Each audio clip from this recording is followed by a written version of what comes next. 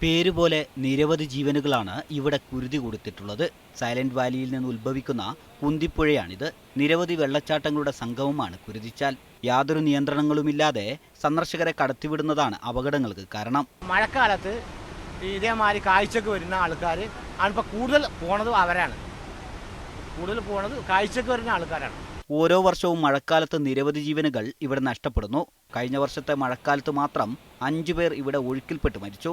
ഈ വർഷവും ഒരാൾ പുഴയിലെ ഒഴുക്കിൽപ്പെട്ട് മരിച്ചു. അപ്പോൾ ഇവിടെ പോലീസും അതുപോലെ വനം വകുപ്പ് അധികൃതരും പഞ്ചായത്തും അതുപോലെ കുന്തിപ്പുഴ എക്കോ ഡെവലപ്മെൻറ്റ് കമ്മിറ്റിയും സംയുക്തമായിട്ട് ജനങ്ങളെ നിയന്ത്രിച്ച് ഇവിടെ വരുന്ന കാഴ്ചക്കാർക്ക് അപകടമില്ലാത്ത രീതിയിൽ ഇവിടുത്തെ കാഴ്ചകൾ കാണുന്നതിനുള്ളൊരു സംവിധാനമാണ് ഇവിടെ ഉണ്ടാകേണ്ടത്. കാടും പുഴയും വെള്ളച്ചാട്ടങ്ങളും അടങ്ങിയ പാത്രക്കടവ് പ്രദേശം പ്രകൃതി രമണീയമാണ്.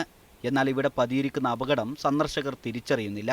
വനം വകുപ്പിന്റെ സ്ഥലമായതിനാൽ ഇവിടെ ഒരു വാച്ചറെ നിയമിക്കുകയും ബാരിക്കേഡ് സ്ഥാപിക്കുകയും ചെയ്യണമെന്നാണ് നാട്ടുകാരുടെ ആവശ്യം. പാസ് മുഖാന്തരം സന്ദർശകരെ നിയന്ത്രിക്കണമെന്ന ആവശ്യവും ഉയരുന്നു. സന്ദർശകർക്ക് യാതൊരു നിയന്ത്രണവും ഇല്ലാത്തതിനാൽ പ്ലാസ്റ്റിക്കും മറ്റവശിഷ്ടങ്ങളും പുഴയിലേക്കും കാടിലേക്കും വലിച്ചെറിയുന്നതിനും വനത്തിൽ വ്യാപകമായ മദ്യപാനം നടത്തുന്നതിനും കാരണമാവുന്നു.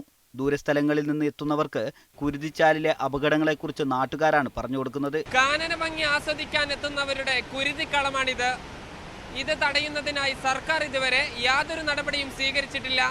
ക്യാമറ പേഴ്സൺ ഷിജു ചിറ്റൂരിനോടൊപ്പം സാജിദ് അജ്മൽ, മീഡിയ 1.